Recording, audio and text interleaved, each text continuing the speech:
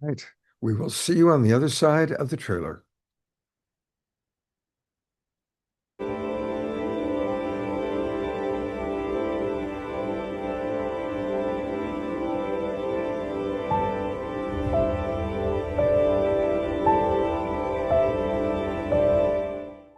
What if I were to suggest that you play a key role in the awakening world?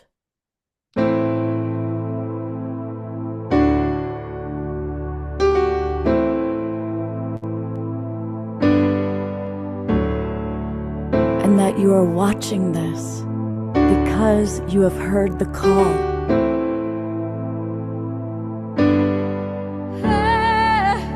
We can start right now by opening our hearts and minds.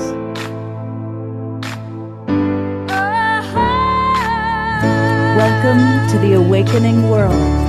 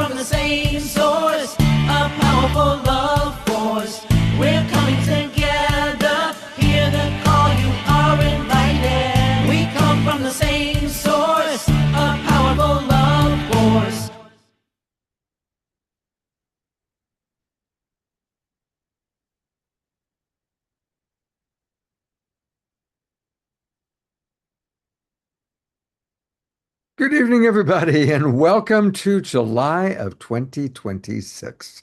It's the first day of July. It's also the first day of our new summer season. So I want to welcome all of you that are in the Zoom room. And somebody needs to mute because we had a little bit of a echo there. Um, and we always want to start a new season with a bang. And I've noticed that about half the time it's either our very final show of an old season or a new show. Kristin Hoffmann is when she's with us, and she is, of course, one of our favorite co-hosts. And she also plays music too. I don't know if you've ever heard her sing, but she's pretty good. She's pretty good. Anyway, it's great to have Kristin with us because tonight we are honoring educators, Kristin. It's such a beautiful topic for tonight's show. After all, we need our educators so desperately. They are passing on wisdom, inspiration, knowledge, and to the next generations. And really, it is our educators who play such a key role in how the next generations grow up. And so we Absolutely. get to celebrate these beautiful beings tonight. They really And are unsung heroes. They're truly yes, unsung heroes. and I can say from growing up in a house, my mother was a passionate educator since I was born. And she's been on the other side of the veil for 14 years, but she really did leave a lineage. And it was an honor to get to watch her and see how much of a difference she made in so many children's lives who are now grown up. And still we hear from some of these kids who Wow. it's amazing. So What age group did she teach? well, she did a bunch of things. She taught everything from little ones to math to fifth graders. She was the head of a lower school. Then she became head of admissions, and then she started her own school, which is still in existence and thriving today, called Reach Prep. And you can actually look that up. So, blessings to my mama in heaven, Nancy Hoffman, Mm. as we God celebrate bless you, Nancy educators tonight. Hoffman. Oh. And you've created the most beautiful song. I got a chance to listen to it before sound check. And after she was like halfway through, I said, "No, you got to finish it." So share with us a little bit about the history of this song. And it's such and I encourage everybody to really just drop in to these beautiful, beautiful words and the message of Kristin's opening song. Oh, it's going to be an honor to share this. I think that I've only played this song one other time. I co-wrote this piece with David Karcher, who leads Sunrise Ranch out in Loveland, Colorado. And we were just talking, and he had written this beautiful poem, and we were having a deep conversation about writing a piece that was educators, adults, are basically my generation and older, passing on the torch. What are we passing to our children? How can we let them know that we are with them, and yet we're not going to try to control them with our ways? We are opening to receive the blessings of the knowledge that they carry into this life, and we are going to also step aside when it's their time to lead and say, yes, we support you. So this song came out of that deep discussion that we were having, and can't wait to share it with you. Here we go. So as I'm playing, why don't we both just use the music as a space to bow to the educators in our lives who have changed our lives. I'm sure we can each think of one or two people who literally changed our lives. And at the same time, feel yourself passing the torch. Feel yourself honoring the next generations. We bow to you. What do you need? How can we be of service to you? You're not alone. Okay? Here we go.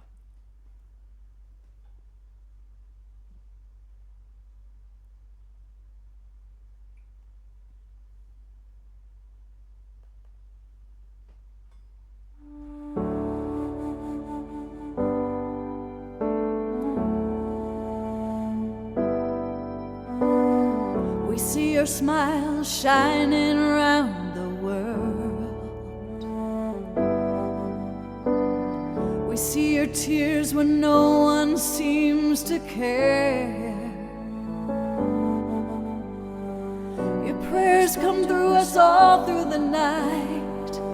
Your voice is carried on the wind, carried on the wind. Not fail you. We will not fail you.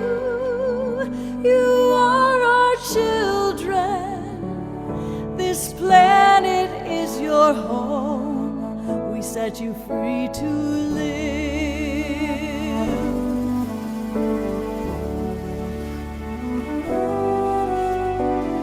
We feel your hearts cry out for a change. You are the hope, the voice of humankind. Your wisdom, I see our destiny, a future dream of stars that have aligned under peaceful skies.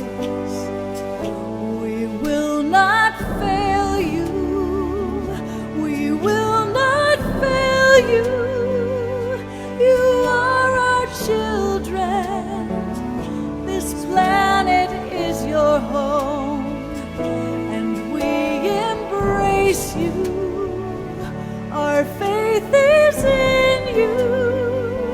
As you stand proud and tall, feast tomorrow for us all.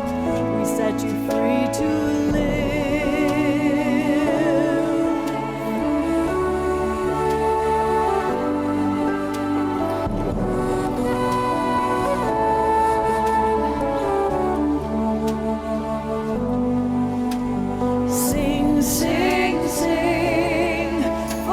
Children,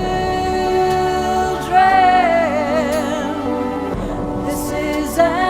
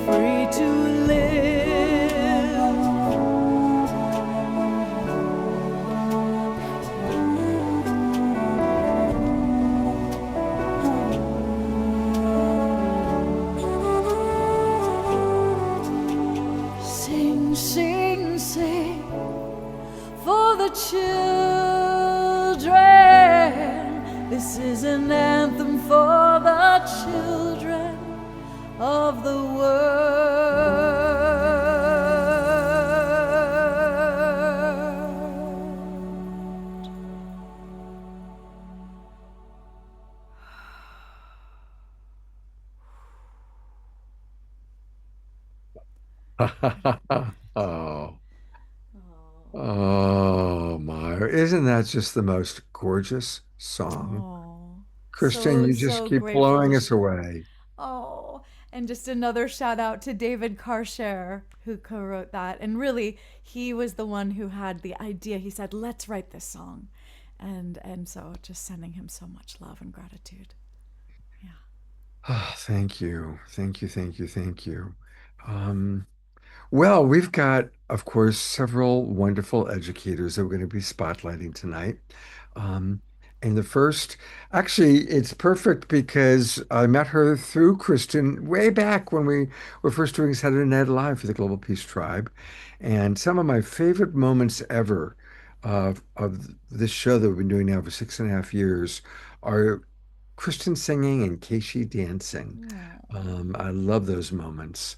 Um, and but Keishi is also a wonderful teacher, and so we're honoring our teachers, our educators that are part of the Global Peace Tribe tonight. And Keishi, I'd love for you to share with Kristen and I a little bit about the wonderful work that you're doing with young people. yeah. I've been working with kindergarten through grade one kids and preschool kids, so age 3 to 7, since last October in schools, Title I schools, which means under resourced schools in the Bronx and Brooklyn, Queens, in East Harlem, and sharing creative movement, teaching kids how to embody nature, the ocean, the forests, the different animals, and embodying water, how it flows, how it freezes, how it mists, and also playing with how to be a machine, how to work together to create robots and fantastical creatures, and using their voice as well. So it's been really, really fun working with these kids who are still very much in their imagination, and I learned so much from them about love, about acceptance, about just going for it without second guessing. Yeah, so it's been a real gift. And this is through the 92nd Street Y, or 92NY, and they're based in the Upper East Side in Manhattan. And it's a wonderful organization. They help school principals raise money and get grants to bring teaching artists to schools, because a lot of these schools, they don't really have access to art like the upper class or the middle class, and the creative movement classes are one of the few avenues that they can learn to express themselves and work with each other using their bodies. So, what about when you talk about teaching them about water? How do you do that through dance? Yeah, well, a large part of embodying water as a teacher makes me think of the Tao Te Ching, that water flows to the lowest areas. It's very much about humility. It's also about being soft and surrendering and flowing, instead of pushing and being aggressive. So it's also about noticing and collaborating, and water, even though it's soft, can carve through canyons and stone. So it's very, very powerful, and we are 60% made up of water, and it's harnessing what is already flowing within us. So if you want, I could lead us on a short water meditation right I now. love that idea. Yeah. Yeah. Okay. Maybe Kristen, would you be open to playing free flow or something, making up something on the spot? I would be more than honored. I hope it doesn't cancel out what you're speaking, but we'll see. Right. If it does, I'll If try it to does, if you see me do this, it means it's not working. wait, say give me the signal again. Lower. Oh, This that's is the good. signal. Okay. Sometimes if I keep something very mellow, it can work. So I will just create some mellow. I think I actually have a little backing track with some water and birds. You So do? That's amazing. let's Can start you there. hear the two of us? let's see what happens if I play this. Tell me if you can. Let's start here, and Kaeshi, you can begin, and we'll see.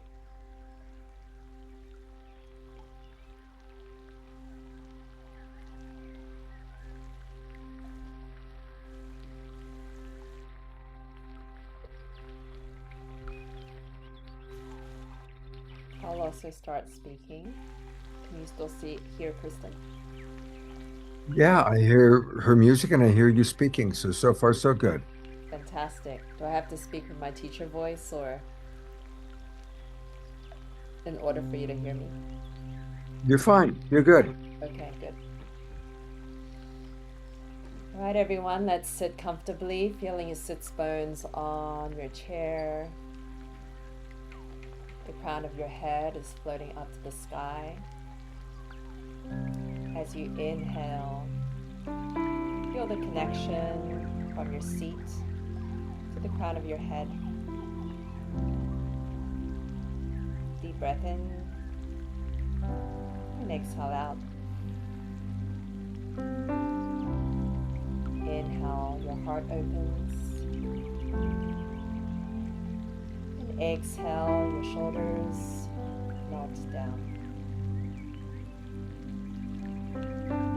Inhale, belly rises. Exhale, hip softens.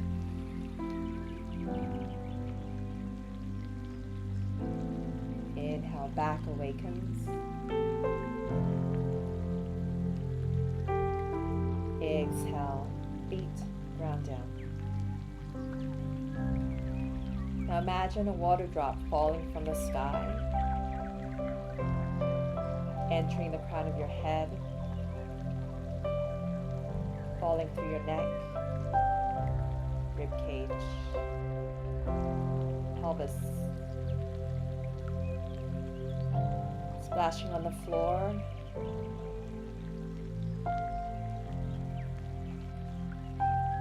This is your center line, connecting you from the earth to the sky.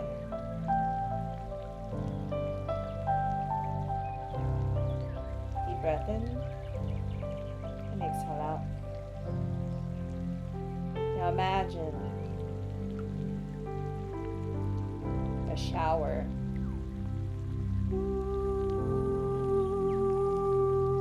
Trickling water over your head, droplets streaming down your face, washing over your chest, and your shoulders, pulling around your hips.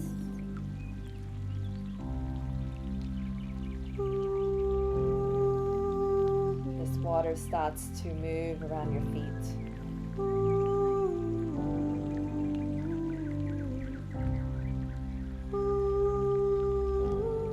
As you inhale, the water moves up through your feet, into your body, through your bloodstream, carrying with it nutrients, oxygen,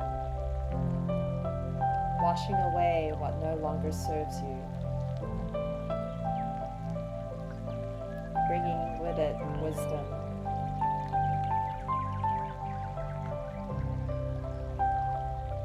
purity, freedom, ease.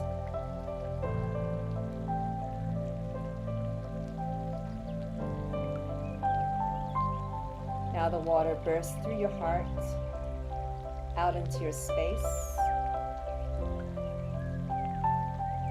And the water is starting to fill your room. Moving up past your hips, up to your shoulders,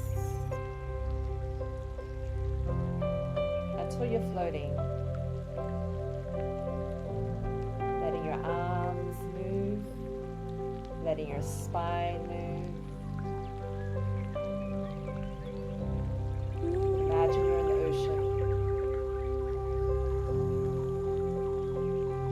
moving like kelp, like seaweed,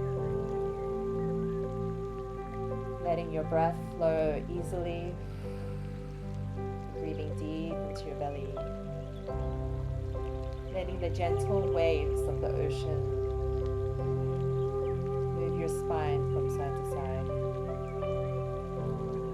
Surrendering and letting go. Letting the waves dissolve tension in your jaw, your shoulders. Inviting more ease, more possibility in.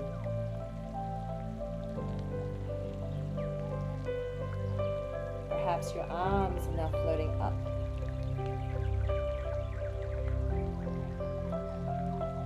The arms are overhead, moving like seaweed.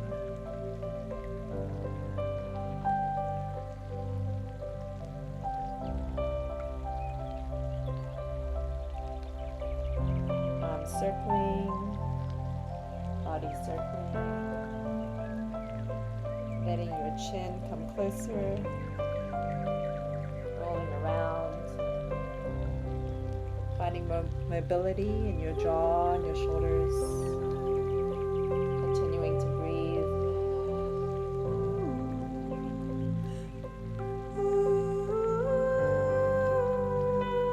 and changing direction.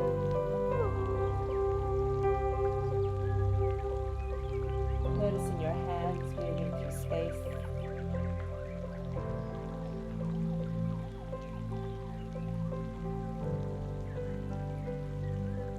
Witnessing the spontaneous dance of your hands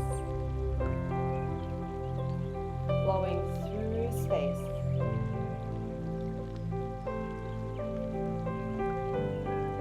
Notice the shapes your hands can create, maybe figure eights, maybe waves. Perhaps one hand follows the other.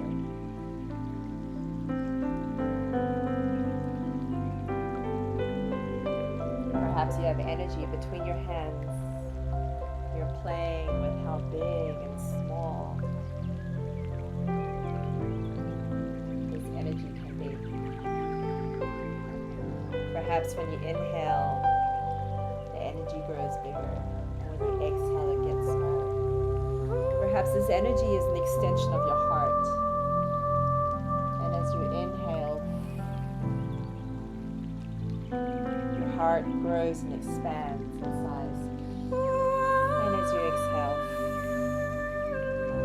you tune inside. Inhale, tune outside, and exhale. Growing high and low, moving through the diagonal, playing with leaning, playing with dynamics of speed. Perhaps you lean into stillness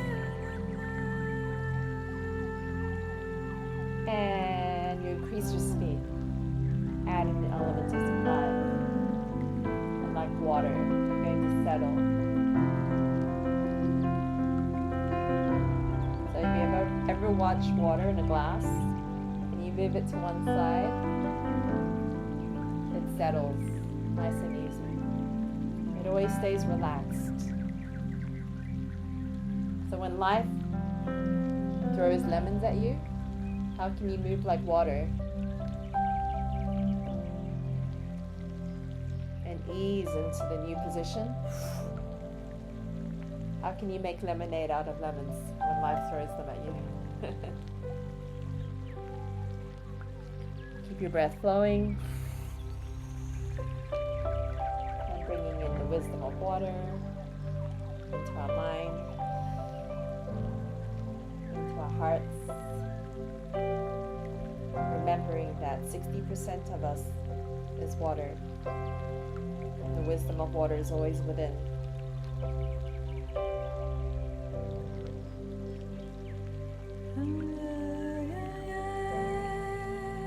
And slowly bring the hands down.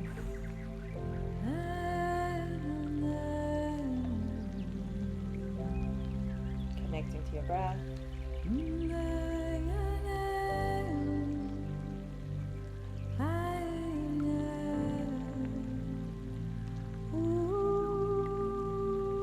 Connecting to your body.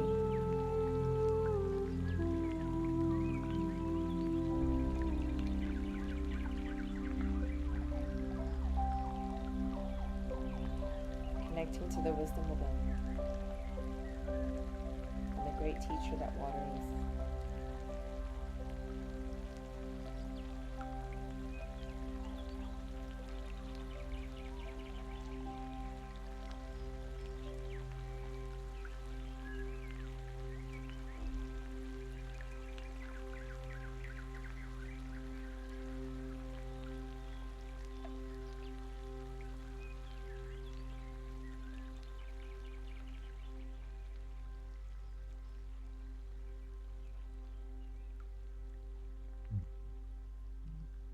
Let's go to gallery view and send Kaeshi and Kristin some twinkles and appreciation. What a beautiful, spontaneous experience. That was just lovely, Kaeshi. Thank you, Scott. Thank you, Kristin. That Yay. was amazing. Oh, I'm so excited by everything. I mean, Katie always has a way of embodying everything with so much care and love. And whether she's embodying like a tree sloth or water, she does it with, she just gets my imagination and gets me feeling it. So thank you. Thank you, Katie. It's Yeah, always an that was honor to be on the journey of whatever you're bringing us into. beautiful. Water Um, is so special. and for people, if you want to learn more about Kaeshi and all that she offers, her website is her name, Kaeshi Chai, Kaeshi, Chai, Chai. And it's just Kaeshi.com. And I always love this picture of you with the headdress made out of recycled plastic bottles. Yeah. And of course, Kaeshi's Oh, done, yes. she's been part of our environmental shows in the past. There's so many different things that Kaeshi's Amazing. done over the years, her ocean stories and all the amazing work that you've done over the years. It's always fun highlighting you, Kaeshi. And I'm grateful that Lori and I are going to be seeing you in person in the Yeah. next couple of days. So looking forward to Oh, that. thank you, Scott. Yeah, I was actually just at the Monterey Bay Aquarium yesterday, and I'll be leading some embodiment workshops there next year. Wonderful. I love the money. I love that aquarium. Mhm. Wow. Well, thank you for getting us off to a wonderful, wonderful start, Oh. Katie. And Thank stick you, around Scott. because we'll have a roundtable Q&A towards the end of the show. Hmm. Thank you, Casey. Love you so much. Thank you. Hmm. So, Kristen, we're going to chat with Lori in a moment, but I do want to read Perfect. some of the comments that have come in from our audience. Oh. The first comments are, of course, a response to what Keishi and Kristen just offered. Piper writes, stunning, stunning, stunning. Scotty Satori writes, move like water, as Bruce Lee said. Eleanor Joy said that was also stunning. Susan, excellent. Driard says, exquisite.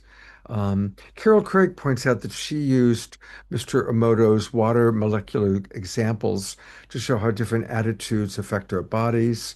Um, uh, and Eleanor Joy points out Viktor Frankl, Nelson Mandela, and life itself as her educators that have made an impression on her.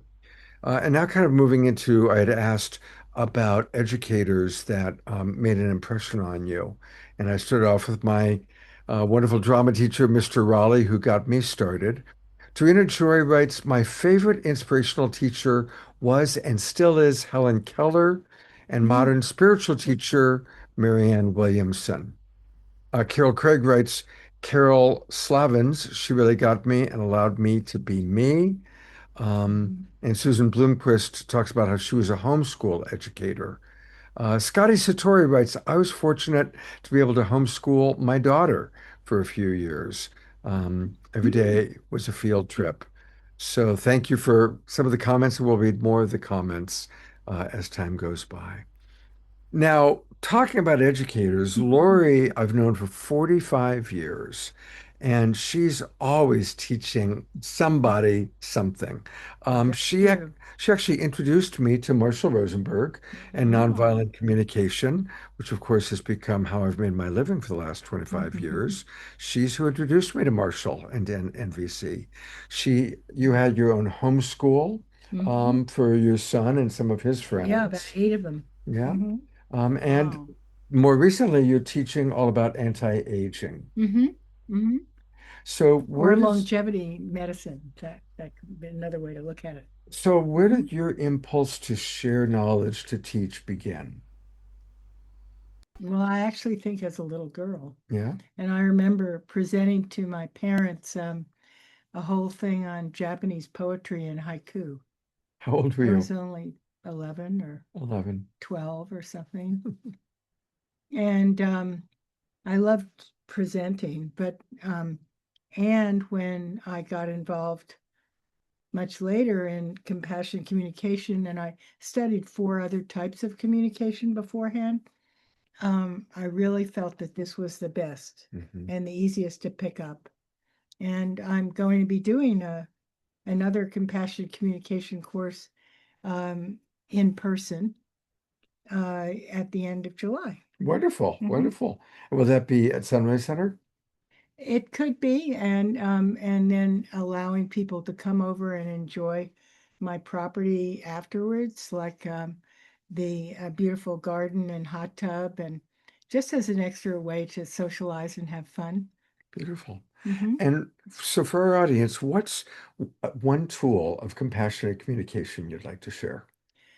Well, first of all, let's look at the overall intent of compassionate communication, Mhm. which is to be able to talk in a way that other people can hear you and be able to ask them questions in ways that they can answer you and you can hear them, Mhm.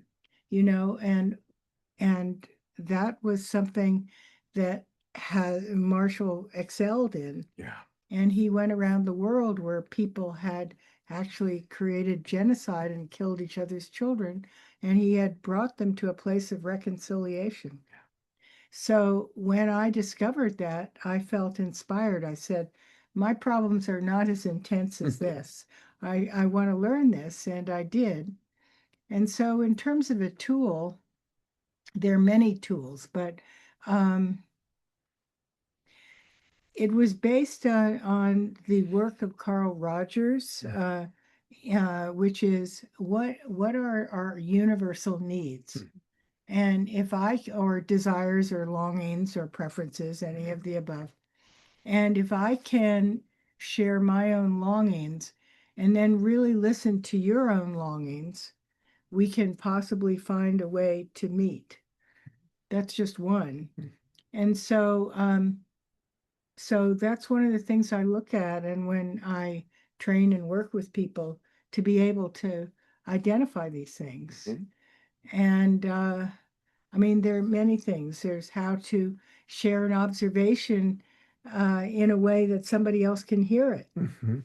and how to share it separate from judgments, how to differentiate between thoughts and emotions. And a lot of people mix up thoughts and emotions, which makes it harder because, for example, if I said something like, I feel you're really very unprofessional, is that a thought or an emotion? It's a judgment. Yeah, it's a judgment and it's a thought. But if I say I'm feeling really uncomfortable and I'm noticing that you're slipping outside the door when you're supposed to be doing things with me right here, right now, as we both agreed earlier, that would be an example Of an of observation. an observation that someone might find easier to hear.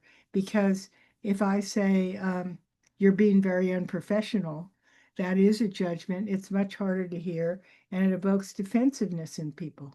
Beautiful. So those are a few things. And then are you wanting me to scroll on to Yeah, anti-aging? yeah. Let's talk about longevity Mhm. medicine. And one thing about Lori is that she's been studying. Mhm. She goes to all the conferences, and then she brings back what she's learned, synthesizes it Mhm. in her classes. And In a I way that's easy to understand. definitely, in a way, yeah, synthesizing an entire 4-day conference Mhm. and highlights. So, and of course, most of my audience is, 50, 60 plus. So we all Mhm. are interested in longevity and Mhm. anti-aging. What would you like to share? And also, I would like to say many of us are interested in having bright, alert brains Yes. for a long time to come. And in order for that to come, we want to be in a low inflammatory style in our brains. Now, what does that mean? That means reducing our intake of carbohydrates and sugars and simple sugars because they help stimulate inflammation in our brains. And it's so important, and it's in every ways. And as we get older, our pancreas tends to be less and less efficient, and we become insensitive to our own insulin secreted by our pancreas, and that can help us gain weight and can also even help stimulate cancers and many different things. So I'm fascinated by lifestyle medicine, and I co-teach with a man named Rob Mayfield, and that'll be starting again in August. Great. But there are 3 things that I'm doing this time, this July, that I want to say. Go ahead. Okay. So one of them is a presentation by a woman named Sally Cox, who's coming to stay with us again on bonobos, which is a pygmy chimpanzee that behaves very differently than Jane Goodall's chimpanzees. And these pygmy chimpanzees are matriarchal. Interesting.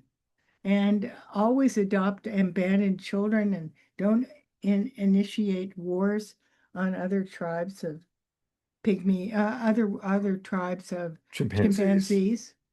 And it's just very interesting that being that they have exactly the same genetics up to a certain point that we have, what is the potential of us being more like bonobos? It's just an interesting one. And then another one I'm doing my compassionate communication, as I said to you before. And then another thing is I'm very concerned about our elections being manipulated, which can happen.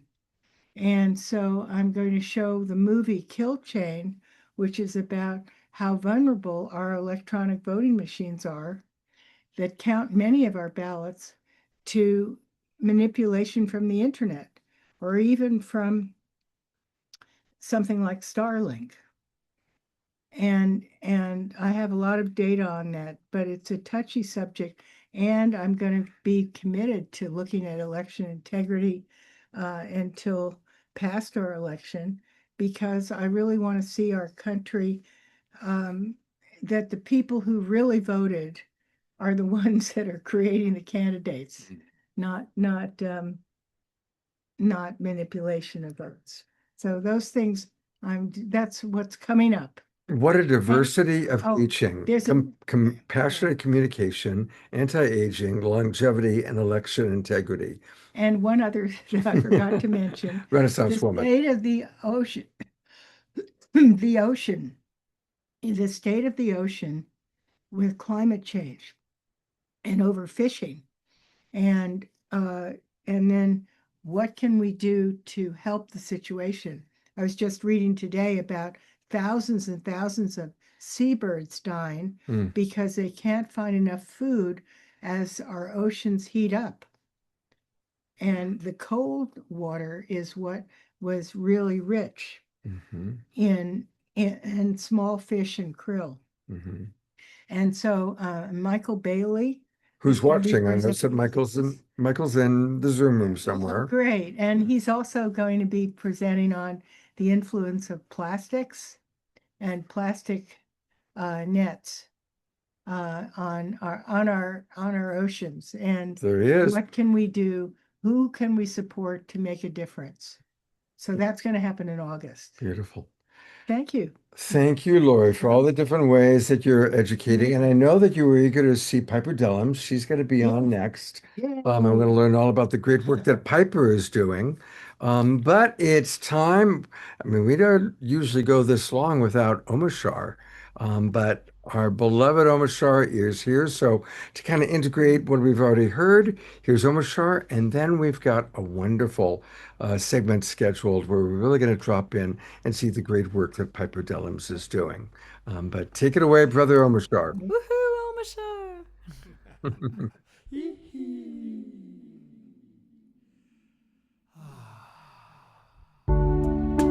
Who is it for?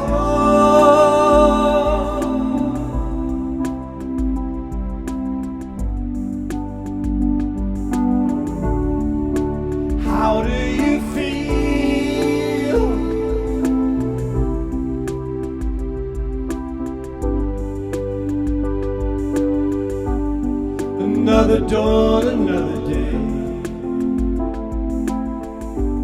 Innocent child coming your way. And I've been wondering about my life. Oh yeah, wondering about my state of mind. But then I heard, who is it for? If not for yourself, how do you feel? And why do you cry, cry, cry, cry, cry? Shooby-doo-wop. Whoa! The sun is warming up my mind. Ocean breeze blows me away. And yet still I've been wondering about my life. Oh yeah, wondering who will take my place. But then I heard, who is it for? If not for yourself, how do you feel? And why do you cry, cry, cry, cry, cry? Who is it for? If not for yourself, how do you feel? And why do you cry, cry, cry, cry, cry?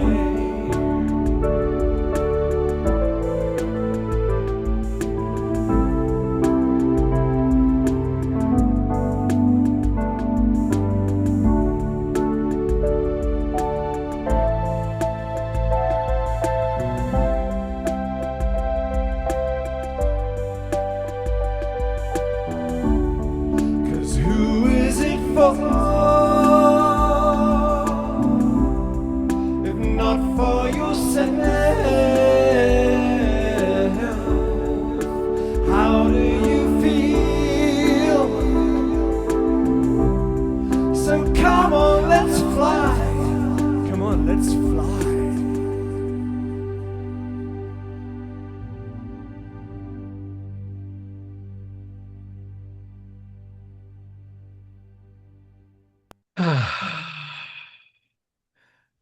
Thank you, beloved Omashar. There come the bursts of love. And thank you, everybody, for moving and grooving and dancing to that beautiful music. Thank I you. love the burst of love. And Kaeshi, I just loved that meditation. Holy smoke, it took me really into the depths of my watery self. Thank you. Mhm. Thank you.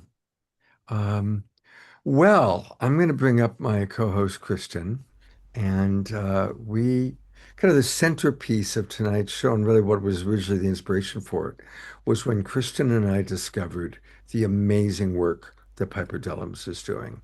Now, we all know Piper, we love her. She's been on the show many times with her films and her video, but she's at a whole nother level of service. Um, and Piper, first of all, thank you for your incredible work volunteering to support these young people. And Thank you. Thank you. And uh, thank you for having my students on not so long ago. I call them my children at this point. Thank you, Scott. can you describe a little bit about the conditions? It is important for our audience to understand. Absolutely. Let me give you, look at this, Kashi. I took a shower. My hair was wet. Then you had me do a water meditation and it, like I'm soaking wet, but it feels really great. It looks horrible. I feel amazing. Don't worry, Um, Piper, you're not alone because I look like I just jumped out of the shower too because Well, it's about I had it 96 tied right up so it wouldn't be wet, and Don't then worry. she had me so free, and I'm like, oh. We're just First of flowing all, with the water. I love you. the woman sitting next to Scott, I am madly in love with. My I goodness. I did not get her first name, but This is I Lori Grace. Lori. Oh my God, Lori, I love you. I love you. I want to run around listening to everything you do while Kashi meditates and Kristin is like just on my shoulder. Everyone needs a Kristin on their shoulder. If you could walk through life with Kristin being your soundtrack, everything would be amazing. Oh.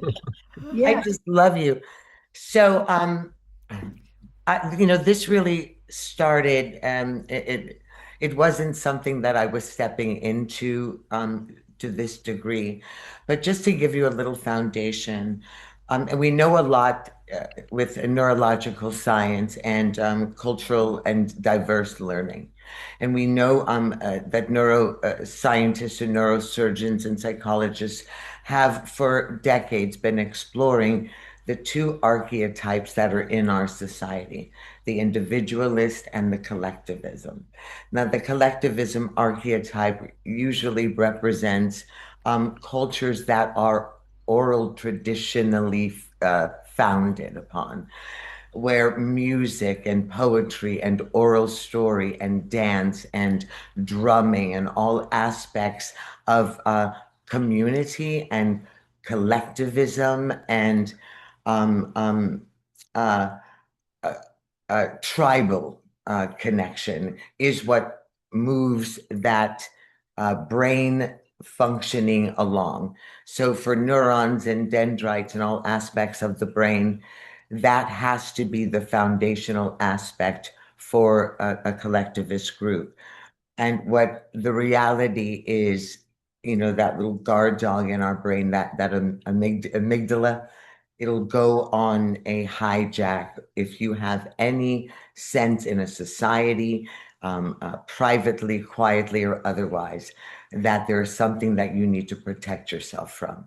So, what they have found is that the brain of children of color, of immigrant children, of LGBTQ children, and children who are speaking English as a second language are entering the world 24/7 with an amygdala hijack, meaning their body is pumping cortisol almost at all times.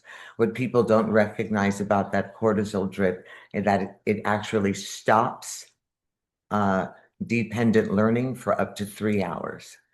So if you are constantly in fight or flight, which is the quiet language that we walk through the world in all the time, so they have found that those students are not doing maybe 50% not functioning academically, emotionally, or socially at the same pace as other children. But also that's by design. That's how the testing and our education systems are set up. So I stepped into a school, and I stepped into this school because I recognized somewhere along the way after COVID that many of our children today are carrying burdens that are much heavier than backpacks, right? They're carrying grief and trauma and poverty and homelessness and anxiety and responsibilities to take care of their siblings or a sick parent. I see that I froze. And they have parents that are in prison, parents that are on drugs, parents that are in gangs. They live in cars, a lot of suicides, poverty. There's a lot in this very particular community. A small school was built. There's almost no resource. The schools classrooms are overcrowded. And in my classrooms now, I created a course called Integrative Arts. 40% of my students are illiterate, although they've already made it to the 8th grade. They could not differentiate an S from a W. This is because we had this law in place, No Child Left Behind, that of course was supposed to be implemented because the testing system was established for dominant culture, but not for other cultures. So it was a different language, different experience, different things to pull from. So there was no chance. What has occurred instead is that children are being matriculated despite the fact that they can't read or write or read a clock. And they have this silent voice that has been telling them from the outside to the inside that they have no value. They're worthless. So we have a school to prison pipeline. It's either school to prison or school to grave or school to drugs and crime. My students, 135, it's now about 220. Hold a moment. My students are 6th, 7th, and 8th grade all together. From the extreme of nonverbal autism to brilliant STEM. Inarticulate, not speaking English, a lot of Afghani refugees, a lot of Middle Eastern refugees, a lot of Latinx students who are desperately terrified that more of their family, including themselves, will be deported. We had 2 suicides last year of 7th graders. So without bringing down the story, this school doesn't have a cafeteria, doesn't have a gym. It doesn't have an inside building. There are these little structures that were put on this property in a circle. There's no library. There are only computers for one of the rooms, and each teacher gets $200 for the entire year for all of their students. So I ended up, I was a substitute teacher, and it was sort of supposed to be temporary. And it's so intense and so emotional and so painful that the first teacher that was in the art room just walked out on the kids, quit, left. They called in another art teacher. Within 3 months, she left. The principal was so desperate because our children they are used to people leaving. They're used to life leaving, their homes leaving, their foundation leaving, their fathers leaving, food leaving. So leaving becomes a conversation of their existence. And with that, there is a giant wall that's built that says, I do not trust, I won't let you in. I have no value, but I'm going to show you that you cannot penetrate this. So I stepped into 135 students that were either shut down, in a rage. They were waiting for me to leave as well. And I said, I'm not going to teach just art because these are students of collectivism. So I designed a 170-page curriculum of the integrative arts. And that means that they learned everything from improvisational theater to puppet theater to monologue, stage, scene, to storyboarding, to writing their own books, to illustrating their own books, to clay and charcoal, realism, sketch, oil, acrylic, pottery, existentialism, and absurdism. And these were kids that cannot read a clock and didn't know an A from a W. And I was able to teach children to read, to teach children to write their own books, to have children articulate the depth of their soul and their emotions and their spirit in their own language, in their own way. Because that's what was, that was the most important aspect. I also told them that when you enter my class, everyone has an A. Everyone has an A, because I cannot possibly utilize a grading system that is catering to a testing process. I want to know, did you care? Did you try? Did you have passion?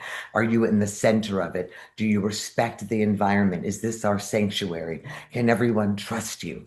Can you be yourself? Can you be human? Are you curious? Because all I care about with these young people is that they have an allowance to become human again. That, you know, their curiosity can be protected, their voices can be protected, their physical bodies can be protected, where they can feel safe, where they can take off all of those burdens. So yes, I had to dig into my own bag to make sure they had lunch, to make sure they had breakfast, to make sure they had paint, that they had paintbrushes, that they had paper, that they had clay, that they had everything. The school only, when I stepped in as the third teacher for 75% of the year, the students only were given crayons. Now this is 7th, 8th, and 9th grade. Remember, there are no sports teams. There's no after-school activities. There's no library. When it's raining at this school and cold, we're outside, huddled under whatever the area where the doors are, and maybe 3 or 4 umbrellas. the children predominantly come to school and they feast on monster drinks, this energy poison, and these blue things called takis by the giant bag. That is breakfast and lunch for, I mean, it's a, there's not a dialogue about the human body, about fresh fruits, about, and they just toss their trash everywhere. None of these lessons have been taught. So I stepped into the center of that to bring healthy food and healthy supplies. They were only given pencils, crayons, and the white paper that you would put through a Xerox machine. And that's it. That was the predominance of art. So I had them improv stories, teaching them games and movement and noise. Use your voice, use your body, use it all, your creativity, use your mind. We'll tell stories this way. We're going to make it an oral thing. And the artist students, I got them all sketchbooks and I said, sketch what you're seeing. You're going to storyboard it. And this person with a big imagination carry the story until they were able to write their own stories. And that was done through a self-exploration where I would sit with them eye to eye, all of us, and switch. Look into my eyes for 10 minutes. Do not look away. Tell me what you see beyond what you see on the physical. When you look into the depth of me, what do you see? And they were recognizing, I see sadness, I see beauty, they were seeing things inside of each other that they never saw before because they were so busy seeing disability, race, poverty, da da da da da. And they saw all of this, and that became a foundation for self-portrait. The self-portrait was not about what you're doing on the outside, but about who you are when you stepped into this school, who you want to become, your vision for yourself, how you think other people see you, how you see yourself, what you feel, what you hate, what you love, what you want to let go of. And that has to be built into every kind of possible artistic structure. So we wrote books and then they illustrated their books. And then we molded clay into the antagonist and protagonist of the story. Then charcoal was for the subtext. What is the character not saying? It was gorgeous and beautiful. So in the beginning, I wanted to show them not only that I knew they could, but that they are a permanent imprint of brilliance at all times, because AI has become the way that they feel is the only avenue of reaction, response, and plagiarism, and all of the rest. And I said to them, your genius is as unique as your handprint. No one's going to tell a story through the same veil or experience or eyes or heart. So that's sort of what happened, and that was the distinction. And I did it all the way to the end, and my heart is a little broken for some of the kids that I brought. A lot of kids are being deported. I shows up on the campus pretending to be parents. Um, uh, we have a lot of issues, but we have so much love. And what I want to do is, I want the kids to have their own art supplies. I want them to step into a room where they can create and find their voice and learn to read and write and be and center into what's going on inside of them through molding and painting and cutting and planting. I want them to know that the burden of not having or the burden of not being what the world says they are not has nothing to do with their artistic integrity. Their artistic integrity, which is how God blew them into the earth. Curious, perfect, beautiful. And it can only be shown through art. So I made a little film about their first art, their first books, their first everything, rock gardens and everything, because they didn't believe they could do it. And I wanted to show them, not only can you do it, but I'm so proud of you. So I set up all these exhibitions so that their books would be read. And now I'm publishing a couple of the books for the children, their own stories, so money can come in to help their parents with food and other things. And then Scott fell in love with them and said, "Can you come back?" So that was it. So people are already asking, how do I donate? So we're going to jump ahead for a moment, and then I'm going to show the film where we can see some of these kids in action. Oh, can we But show it? And I also well, just want to say Piper has been showing up during the summer days because these kids Oh, have every nowhere day. to go. And she's been going every day. And I'm in school. I'm And an she's old in lady school. getting a second master's, so I've had 1 hour's sleep in 29 Yeah. hours. So Yeah, Piper just has in here. created this summer program and you're calling it Roar. Yes? Roar. Yes. Roar. Roar. Yeah, it's yeah, Yeah. it's the yes, it's finding there's living in South Africa, living in Africa for me, the majesty of the lion, of all of it, and even the Lion King, from Nala to Mufasa. There are these beautiful stories, but the roar, finding the voice. Oh, I started creating these little things for them. Roar believes in me. I'm gonna make t-shirts and sweatshirts, and I want to make sure that they have I mean, I actually have had students that have come and they were taken out of their homes from, sexual trauma or physical trauma, going from place to place. And this one little girl who I love so much, but I won't say a name, and she comes to me and she says, Teacher Piper, when I ran away, I only have this one pair of shorts and this jeans and a sweater, and it's cold. And do you think maybe I can borrow like a sweater just while I wash this one? And you know me, I'm like, or we can make you a wardrobe. So this is part of art. Then you go and you buy bulk t-shirts and bulk things and let them tie-dye them and hand paint them and create, so they don't feel as if they're taking hand. It's like, no, create your own. Everything's there for you.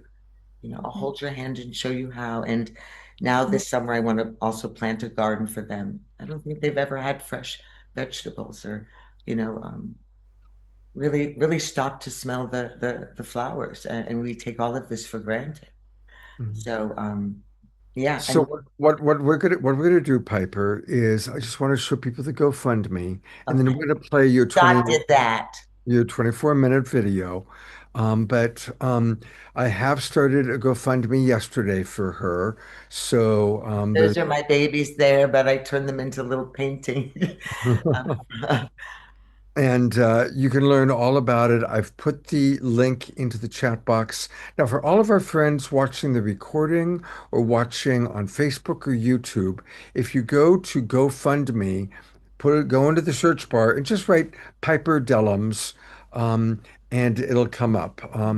And the title is Help Piper Dellums Support Young Emerging Creative Dreamers. Yay. And I love that that's how you put it. So please, everybody, as you're watching this film, where you're going to see some of her kids in action, some of the work that they do, and there they are. I We want to, pretended to take them to a water park because they've never been to an amusement park. So we just brought a water slide and put it on the grass. And when I tell you it was 60 kids, they thought they were at Disneyland, but just Oh. it was so beautiful. Just with the Oh. water hose and the thingy, but they spent the whole day as I mean, they couldn't believe it. So I will show you that one day too. Go ahead. okay. That's All right. So, amazing. Here we so go. here's the video.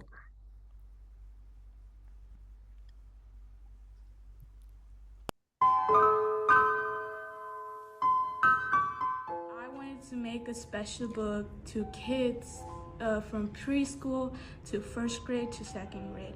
I wanted to inspire them to overcome whatever they're feeling and try to make a book when they're older, if they want to.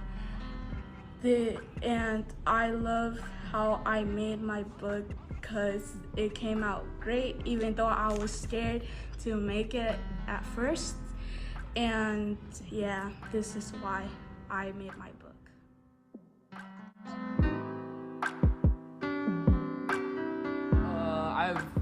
I got really into art beginning of this semester because of my teacher, Miss Piper, who was able to pull me out of my shell. Because I was always too nervous, but like Miss Piper was able to get me out there. Why I like this class is because Miss Piper, she's cool. Miss Piper is Miss Piper, right? And art. I like art because it's like a way to express yourself.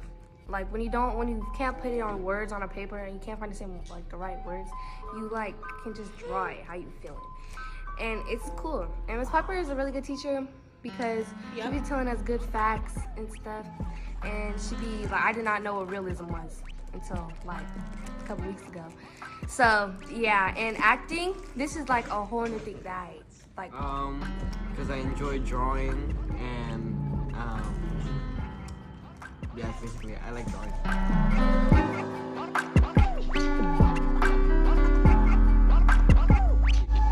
I do a lot of charcoal and portraits, but I can also do other stuff. I'm just not as comfortable. I came up with my book because when I was younger, I went through a dark time, and it's about how I hated the dark so much that I couldn't even like go into like the garage. This is our story, not just of an art class, but of courage. My hope was simple, to give my students the courage to dream, the courage to hope, and the courage to believe in the quiet truth of who they are. In room 7, we opened a path to love, to voice, to confidence. Through paint and charcoal, through clay and story, through laughter and struggle, they began to see themselves differently. Not as they had been told, but as they are. Brilliant, original, unrepeatable. And in that becoming, something beautiful was created. This is that moment. This is their voice. And this is our story.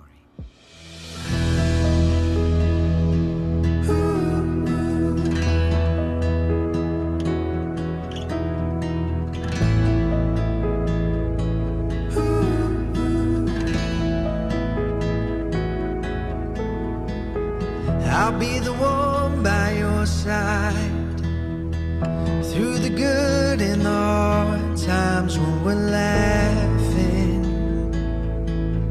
when we're hurting.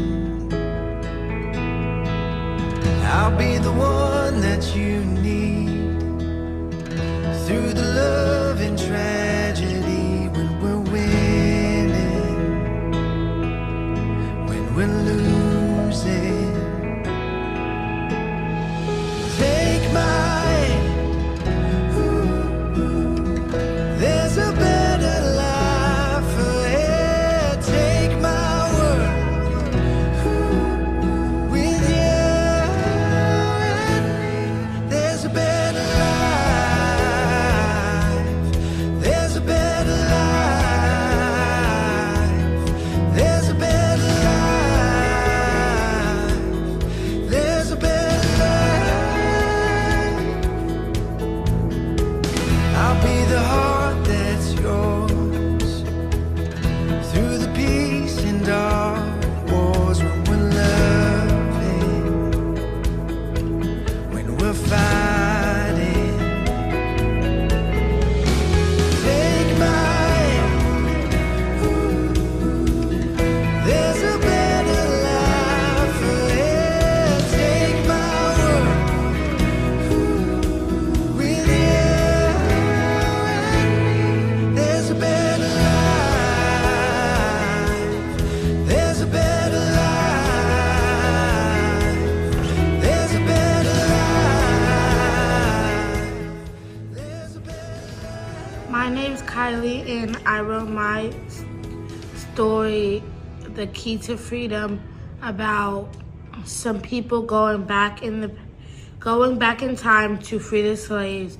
And the reason why I made that story is because after learning about all the things that slaves went through, I wanted to make a story about people trying to help them.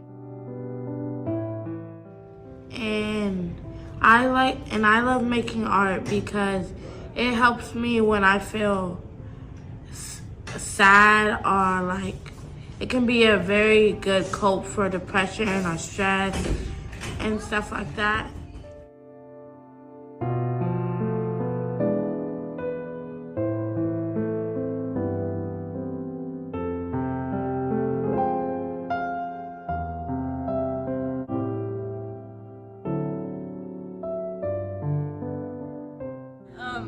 I draw because it helps me lock in and finish my work.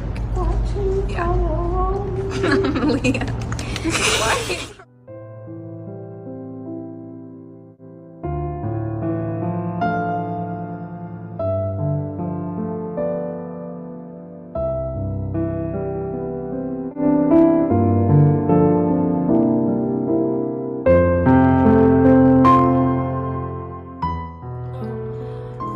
من نقاشی را خوش دارم به خاطر اینکه در 5 سالگی من خوش داشتم و خوارم هم نقاش بود و به خاطر همین من نقاشی را خوش دارم و نقاشی رو میکنم.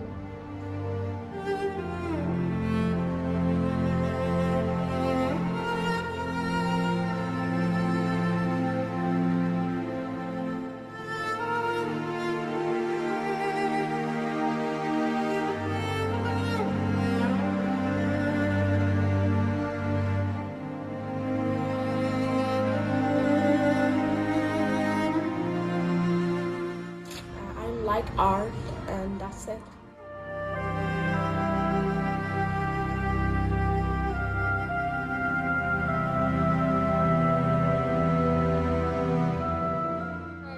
Art has always been my thing. Art has always been my thing. It's really fun, and I can already tell that it's a great way to get in contact with others. To get in contact with others or comfort them whenever they're suffering for something, and it can also help when you're feeling in a certain way.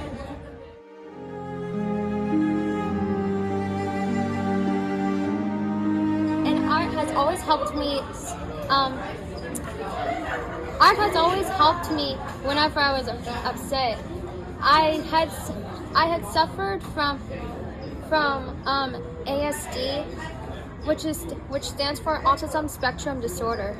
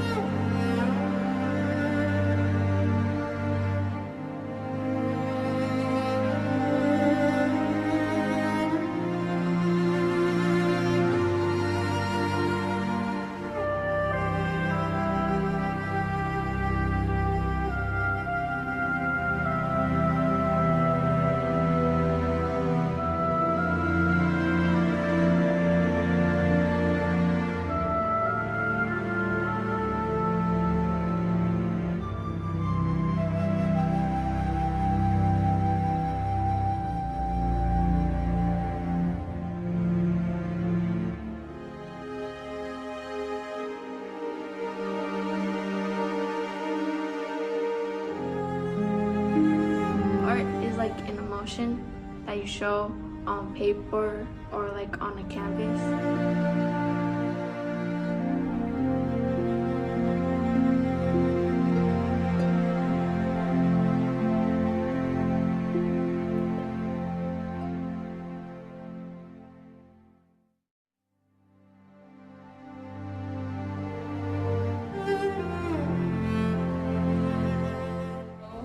And I'm going to tell you the reason I like art.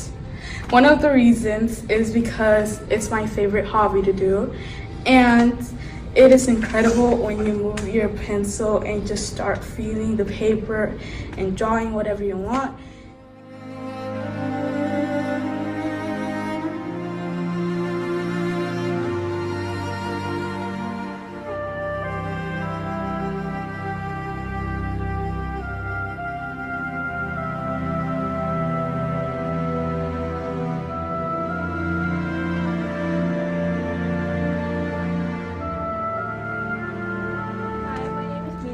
One reason I like like art is because I can express myself and my emotions through paper or acting.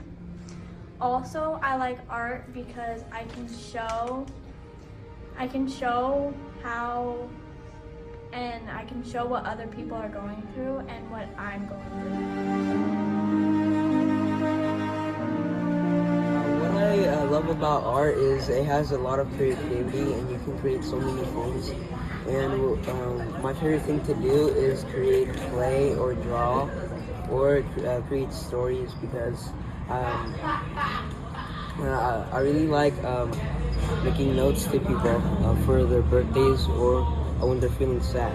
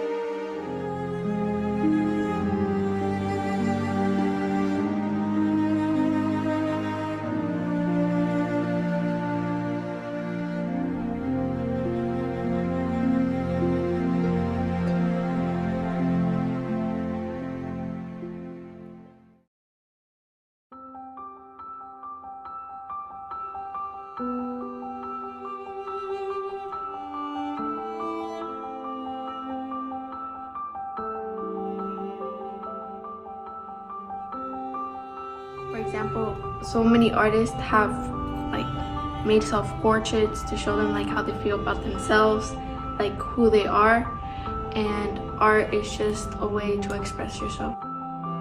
You get to have fun, and sometimes you have some cool parties, free Fridays, and you can just express who you are. What I love about art is I just like to do the art, like, and I just like to see how it turns out, the actual results. What I like about art is the fact that you can really draw and express how you feel any sort of way, and if there's anyone that feels that sort of way, can connect to your art. What I love about art is like how you can express in your art, show how you feel in art, and then just show how you feel in different times in art. What I like about art is like that you can really express your feelings with your art. Yeah. What I like about art is that you can draw anything that you want and it could be in your own style. Like my style, I like to draw in anime, and yeah, that's what I really like about art.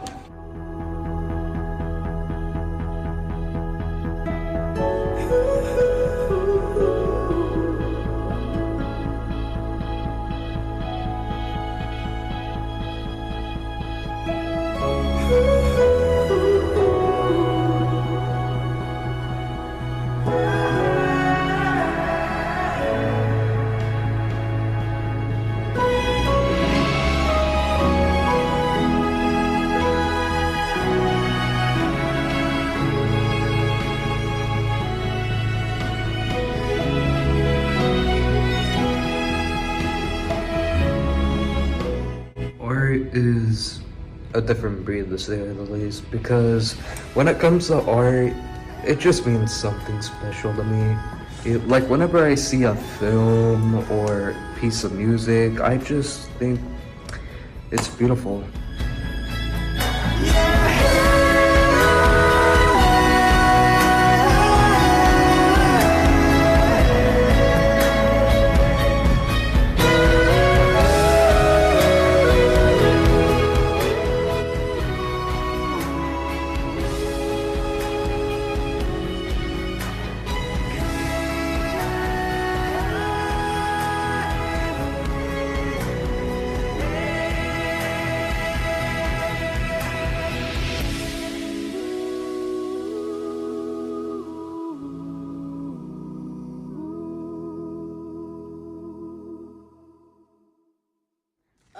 I feel like this art class has taught me a lot of new things I didn't know last year because both of our teachers ended up like quitting.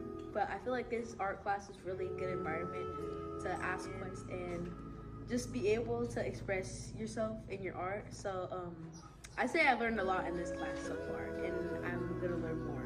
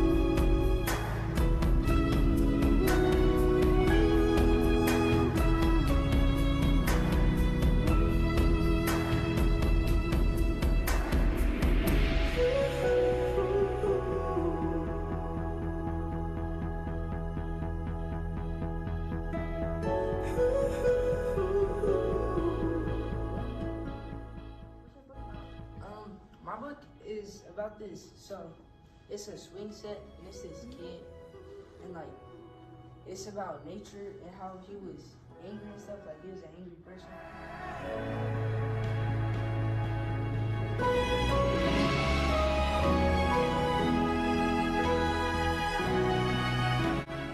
What is yours about? Mine is about this star and the great stars and this little girl. And it's a kid's book.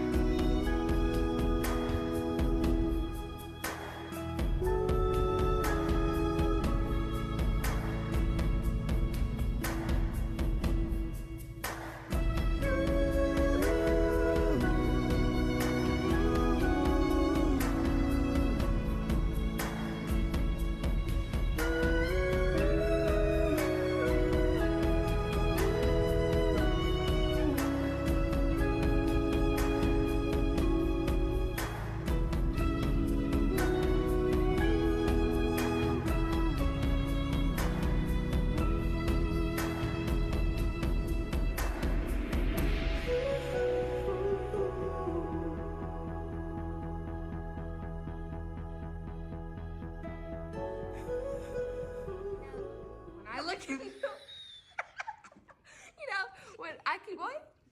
Oh, when I look at the mirror, I don't just see skin. I see history. I see a masterpiece. I see a richness that has been spoken down on for centuries. Yeah, it still go.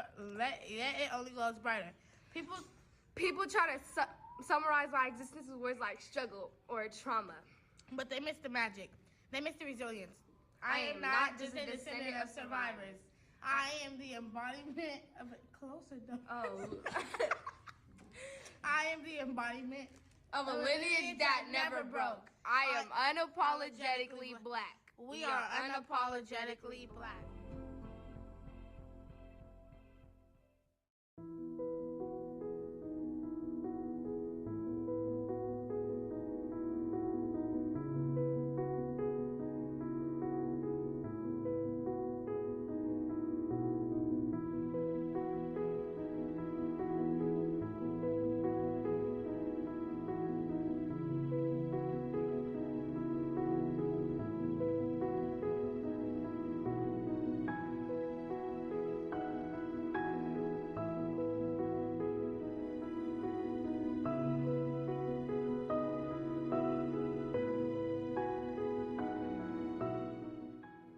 If we can see a likely path to our desired outcome, we have hope. If we can see no possible path to our desired outcome, we have despair.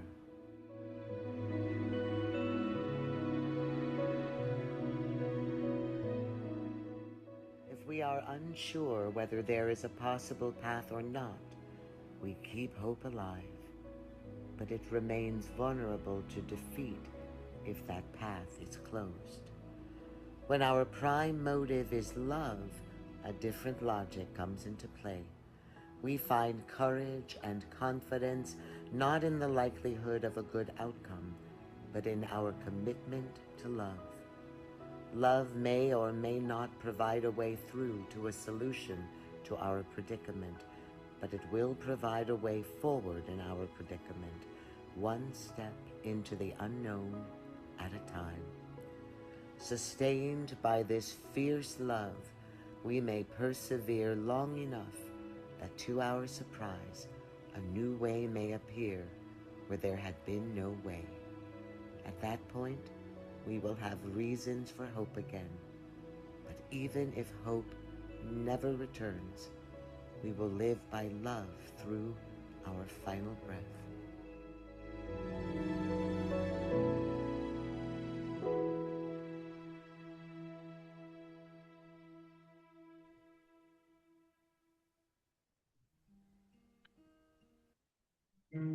Wow.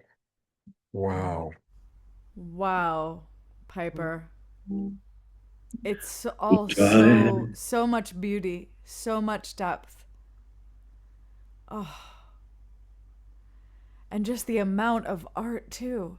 I love how you tell a story by tracing us through. The art tells the story. You shot it in a way where the art tells the story, and interspersed with these beautiful shares from the kids. It just opens our hearts. And Rock wow. garden. Oh, the rock garden. Yeah, I don't know. Can you see? Oh, yeah. Oh, it's massive. Oh, yeah. Beautiful rock. Yes. Yeah. I want to read some of the comments from our audience. There's comments and there's questions also. Um, uh, George Noble is asking, Piper, do you want other artist teachers to help you with this, to cooperate with you? Do you live in Sacramento, George? George lives in Santa Rosa, so he's probably about an hour and 15 minutes away from Sacramento. Um, Bonnie Russell writes, breathtaking. Eleanor Joy says, humor is universal. What joy when they share a bit of their story. DR points out, I hear the word apostles in the unapologetic. And DR also loved the music you chose. I agree. Beautiful music. The kids are so sweet. Karen S. writes, this is so beautiful. Susan Blomquist writes, and Piper's art shows them how to tell their story. Eleanor Joy writes, every second of this video is worth its weight in gold. Jane Young writes, what a gift you are to them, Piper. Such wonderful work. Anna Joy writes also, we are beings of love, and you have helped these beautiful beings to know and share that love. Gosh, words just fail me. You've helped to open our hearts as well, Piper. Astonishing how you were able to plug into their hidden joy, is what Lorna Sass writes. Uh, Beautiful film, Piper, beautiful souls, beautiful art. Bonnie writes, wow, how talented these students are. Reverend Jeffrey says this is so inspirational. Susan Woolridge, this felt wonderful to donate, dear Piper. That's an important one because it is important for us to really donate You to realize they had never done any art before? Do you notice it was just pencils and paper? I mean, some of the animal drawings, some of the Are amazing. horses. Oh, when I taught them realism, you have to teach with the cross. And I have noticed center. that the cross. Yeah. And then I told them, erase it. Like we only had four, I had already run out and we only had four rulers, 135 kids, four rulers. So in each class, I would be like, hey, I only can find two of the rulers. And the kids were like, oh, there's another one here and here. So they would have to take turns. Everyone would we'd have the ruler table and then finally I got an electric pencil sharpener. But the girls in the end, they were being silly, but you didn't hear really what had happened, but they wrote one of the most beautiful monologue plays for African American Recognition Literature Day or something that I made up. we have all these days. I'm like, yes, today is Afghani Literature Day, and everyone's like, really? I'm like, yes. And today it is Filipino Poetry Day, and yeah, I mean, I have the whole United Nations in my class, and half the students don't speak English. But to me, this is brilliant because I'm like, oh my gosh, speak to me in your beautiful language, write in your language, write poems and do it all in your language. Translating's easy. Now that's what you use AI for, but don't stifle your ability to create and write and be because you're being forced, you're newly here. This enough is brilliant. We're from American don't speak English. Oh, I am the fact that you're learning all these languages. But did you notice, like my students from Afghanistan and Iran and Turkey and Pakistan, and yeah, it's like one of the reasons I was like I couldn't stop crying because yeah, there's I mean, three of the kids on there are not here anymore. So I was like, well, there's an. So, Piper, I mean, I just want to go a step further. When you say they're not here anymore, what does that mean? Um, Two were deported, taken, and you know the story, Scott. One, my seventh grade. You know. There's a lot of teens. There's a lot of suicide amongst kids. There's a lot, and I don't think people realize how much. And my beautiful girl. Sorry. My beautiful girl at the beginning who said, in the purple, she said, I wrote this story for kids. She wrote that story, and I probably wasn't supposed to say that. She wrote that story, having at home. She wasn't in school. She had gone through so much neglect and abuse. And finally, CPS had gone in and taken her out of this violent home where she was going through so much trauma. And she was in a placement. And we thought she wasn't returning to school. And here she returns with the most beautiful book I have ever seen. She just spent all of her time. And the book is called The Journey of an Ant, or The Life of an Ant, and she's the ant in the story. But the beautiful thing is she perseveres. Like, she doesn't say she's the ant, but when you know her story and you're reading it, So beautiful, so beautiful, so beautiful.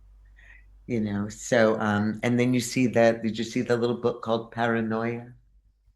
Yeah. You saw it. I was trying to pass through. Yeah, I mean, some of the kids, And the Star book looked they're amazing. writing about their anxiety. Yeah, the star book was amazing. Yeah. And then you saw the little clay of the little shoes. Yes. That Yes. was a girl talking about the school shooting and Oh. how the only way that, uh, the reason that her family member didn't get out, her little sister, was because she was wearing those light up shoes that she had begged her mom for, that like they had waited and saved up for.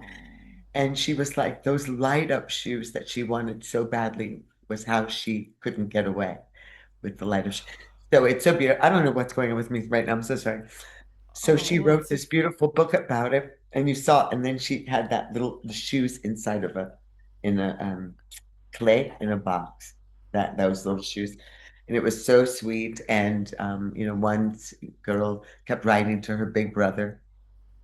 You saw all of the writings to my beautiful big brother. We have our kids, if they're not, they we had one group of visitors show up for our 11th and 12th graders, one to promote what's going on in the future. No one for college, nothing. No one showed up like at all schools. Do you want to be a nurse? Do you want to be a third? Only the Army. That's it. Wow. Not even the Navy, Air Force, only the Army. And almost all of our kids who graduated joined the military. I want to come in for a moment, and again, Beautiful.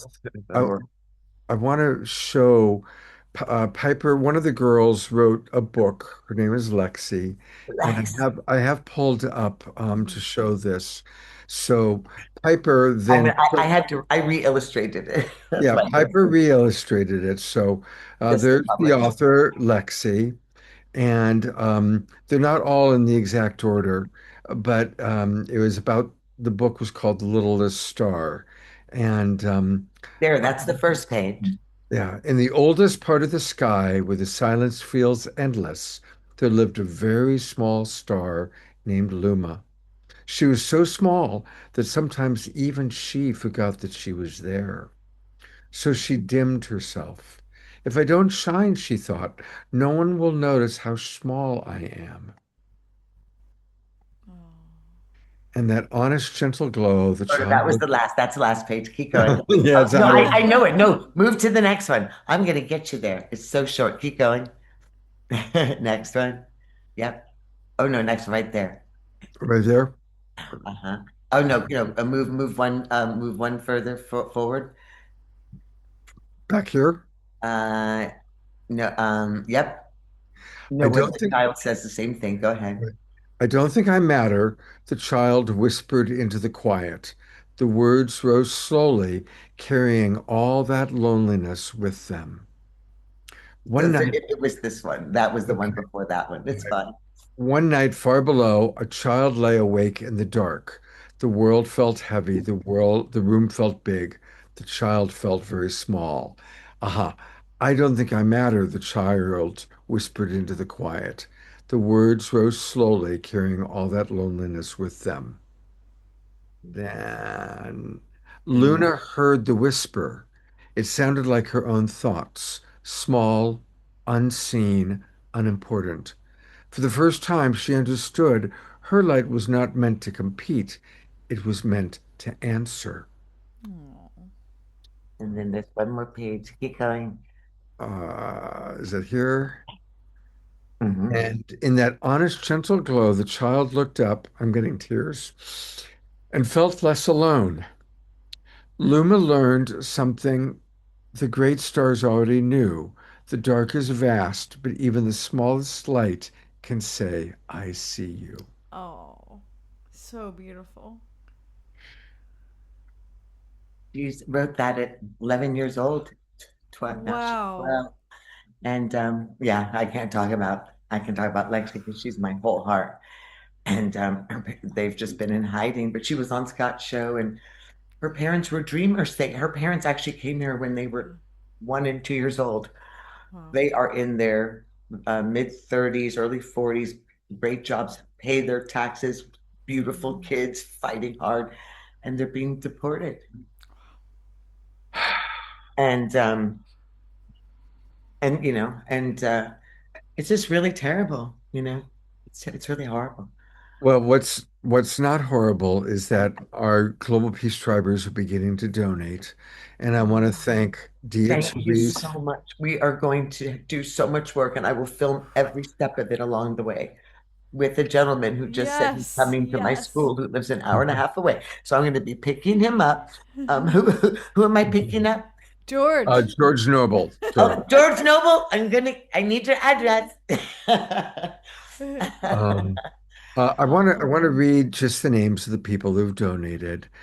Dia Therese, Lorna Sass, DeArah, Bonnie Russell, Jeffrey Colebrook, um, uh, Susan Woolridge, Omashar, beloved Kristin, and myself have all donated so far.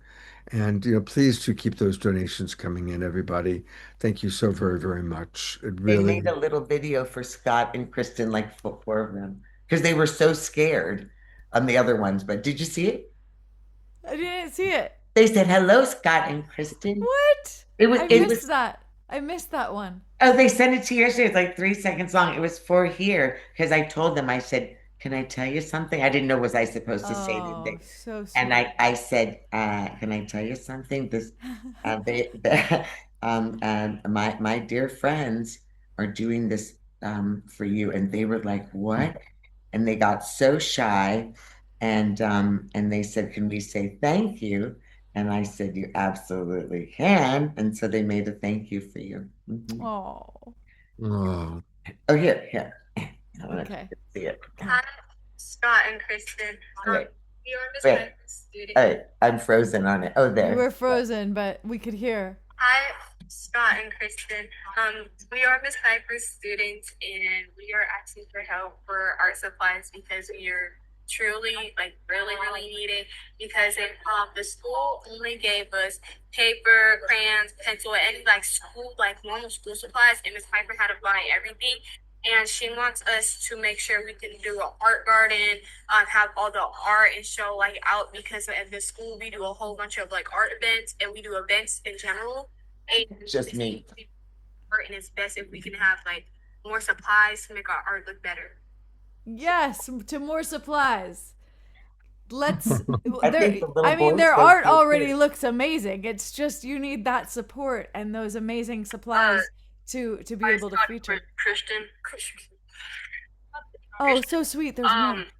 This little boy. Well, we want to make more like art and be able to do more. We want to have more like vulnerability, not vulnerability. We want to have more like stuff to actually do more art because the stuff that we have now, we all did last year. We did all the stuff we have now. We did all that stuff last year already. For the new incoming year of school, we want to be able to do more stuff, learn more stuff, have a plant, have a garden, and like be able to actually explore more than just what we did last year. Wow. What was the thing? It's a thing. Oh. If you guys were kind enough to like provide your money for us, for those who like really feel passionate about art, it would just open up so many more doors and creativity for them. Oh. It's a really great way to express ourselves, but without like the proper materials to do it, we can't really express ourselves that way. Thank you, Isn't that Piper. sweet? Yeah, that's Because I right. know Piper, you, you're oh a no, then they champion. said bye. Sorry. I know you wanted them on the show, but it's hard to get parents to sign off. It's not Sure. like in the olden days, all the Yeah. parents aren't so, Well, what I want to do, Piper, because we got to move forward. Please, sorry. most- Thank you, love. Oh, no, thank you. So Thank you, we, Piper. we are going to acknowledge some of our other educators in a moment. But please, if you haven't donated yet, please donate, even if it's a little bit. And I'm going to turn it over to Kristin, who's got a special song planned. Well, when I knew we were doing this special fundraiser for Piper and her kids, I knew exactly what song I needed to play because I called the song Om Shanti Piper's theme song. Piper listens to the song all the time and she says this is her song. So wait, you forgot to tell them this is played in my classroom every day for meditation. Oh, right. This is it's how we played open the every class. day in her classroom for meditation. Thank you. So to tune in even more, we are going to share Om Shanti, and let's just be feeling and sending our prayers, our thoughts, our blessings, our manifestation capacities, our vision for all the beauty that is going to abound in this art garden. As we're listening to Om Shanti, just send all of these visions into the field to activate and enliven this magical, incredibly powerful space that Piper has birthed. Here we go.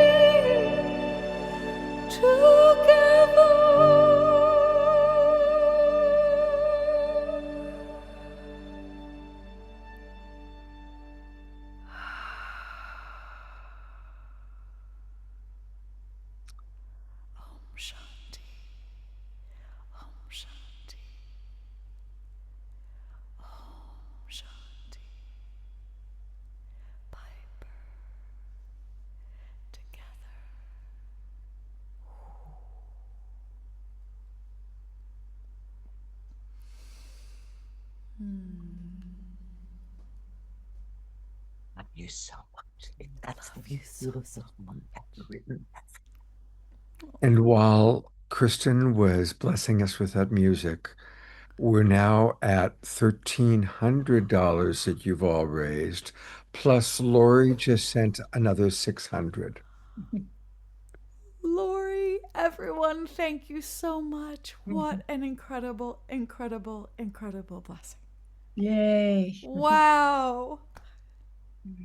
I can't even wait. Piper, you're going to have to film a little video of the kids hearing this news. Well, I told them, sorry, oh my God, the camera's. Oh. I told them that Kristin, I said, Kristin, Om Shanti, Kristin is going to sing the music, sing that song for your film. They were like, what? And I'm like, you're going to meet her. I mean, because you're a superstar in my room, because you know, it's my favorite song in the world. So I only have your CD in my class. I mean, I didn't even know Kristin, and it was my favorite song ever written. I would play it around the clock. I made a movie on it and didn't even know her, and then got on Scott's show, and I remember, and I said, "Hi, I stole your song and didn't pay for the rights." I saw it. I was just. It's yours, Piper. It's It's Piper's was so many years ago. To me, this song, but Kristin, yeah, we're gonna have to make that happen because. You know, that's like the meeting Michael Jackson. I mean, or my generation. What is their I will meeting come now? in Whatever, person. something really big. We will have an Om Shanti live sometime. We'll have to figure that out, but we'll do an Om Shanti live. Yeah, we'll zoom you into the room. Oh, we can do that for sure. For sure. We'll figure it all out. It's gonna happen. It's already it's already. So I want to just thank everybody who's donated.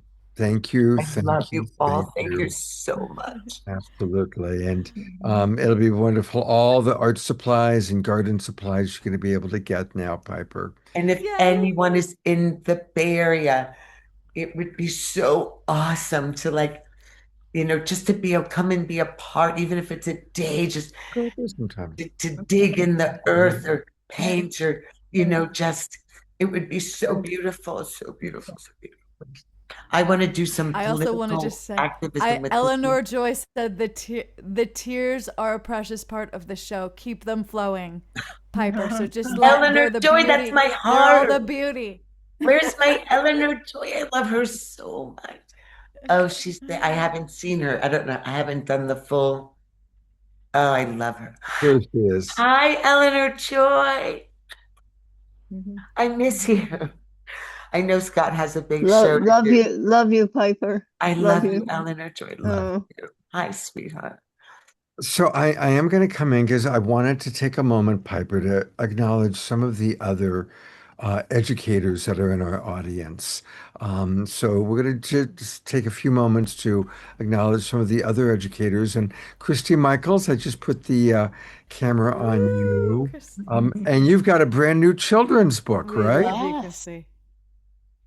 Well, Color the Truth and helping to reveal to children what's been suppressed. And I had to write a book for the mothers and the grandmothers because even they didn't know this truth about the suppressed stories. So, and it's changing the whole narrative. Stop lying to our kids and telling them that they got to find their prince. And if they find their prince, then they're going to find true love because true love is in here. So when I read it to my little 3-year-old, she's sitting on my lap, and I read her the story. And I said, which coloring page do you want to start drawing on? And she goes, true love page, Grandma. And she sat there and drew a little heart as hard as she could, because 3-year-olds just scribble, right? And she tried so hard to stay within the lines to draw the heart in herself, in her little image of the princess mirroring her. True love is in her. So anyway, yeah, I'd love to bring Anasuya out and have her do a painting class with your kids. Oh, that's a great idea. Yeah, we might be able to arrange that. I've asked her, she's going to get that health together, and she's coming.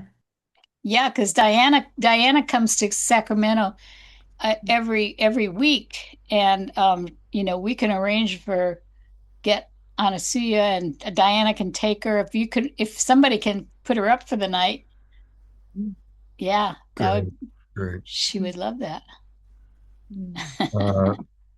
Okay. I also want to acknowledge Is that Bonnie. her book, Christy's book? No, no, no. It's not. It's not. It's actually it's going to be launched on Scott's show on July 22nd. Yay. So, Amazing. Yeah. Well, thank you, Christy, for all that you do, and looking forward to the show we're going to do together on July 22nd. I also want to acknowledge Bonnie Russell. Bonnie, you're on camera, and we love you so much. And you have a history as an educator as well. Well, it's been a while since I've painted, but I do have a background. I majored in art in college, and I freelanced my art as a wildlife artist for 19 years, ending in 95 when my first husband took a medical retirement. I haven't painted much since then, but I do have knowledge, and I'm willing to help when and where I can. Beautiful. Well, you're fairly close to her in Sacramento, so maybe sometime, Bonnie. I'm in Roseville. Yeah, you're in Roseville, which is close to Sacramento. Yeah. Well, thank you, Bonnie. It's always good to see you, Bonnie. We love you. Thanks. I love you too. And I want to go to DeArah because DeArah you spent decades in the school system down in San Diego area, and tell us a little bit about your history as an educator. Okay, I was scrolling through to see who else. I'm just so touched and so honored.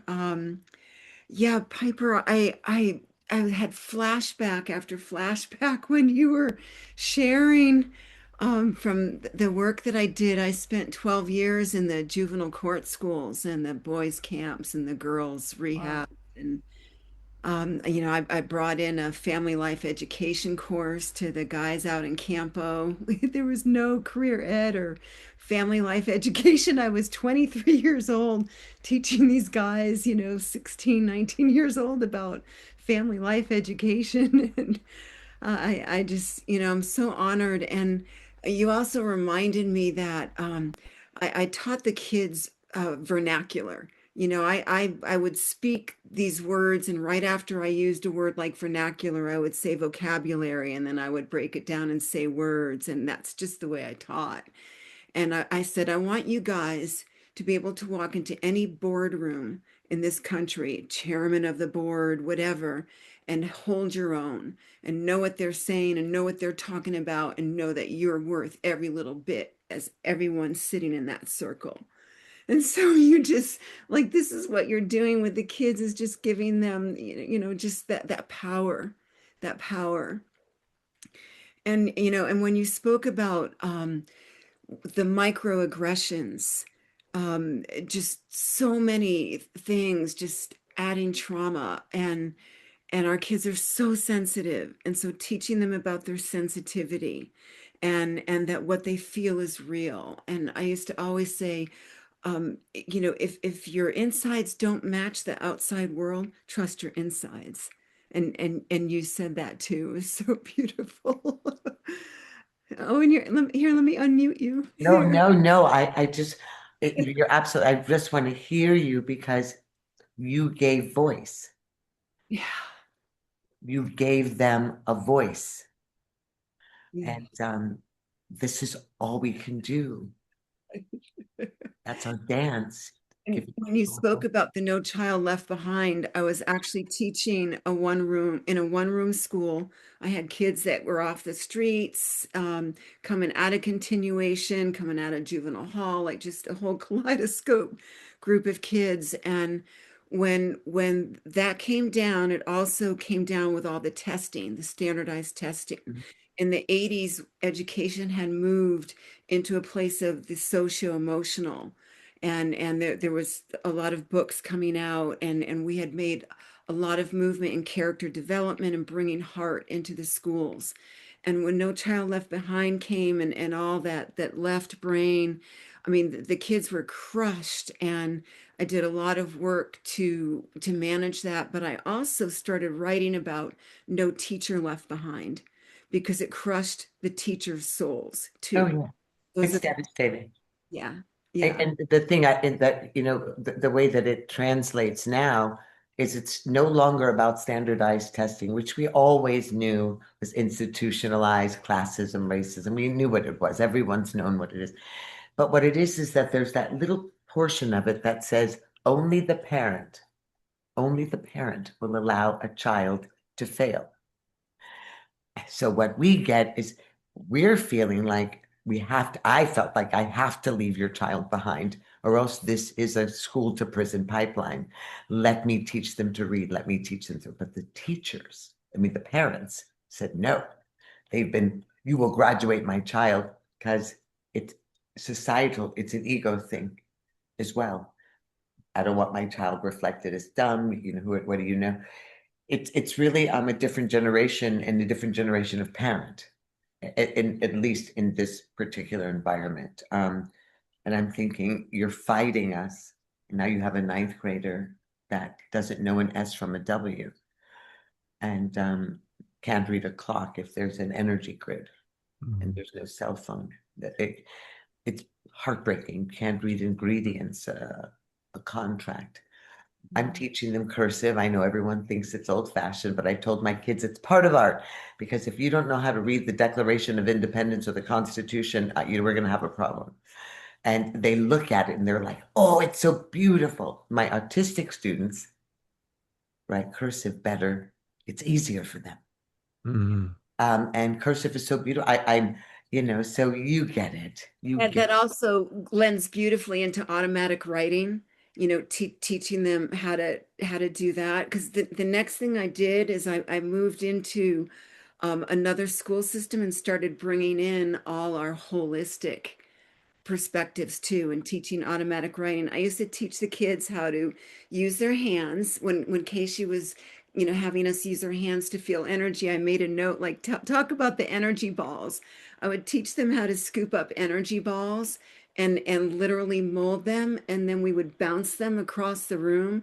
And so it would be like, okay, if someone wasn't watching, we would take an energy ball and bounce it over to someone. You could literally see them turn around when it hit their shoulders. So just teaching them breath work and telepathy and all those beautiful things. And at this point, I'll end in a moment.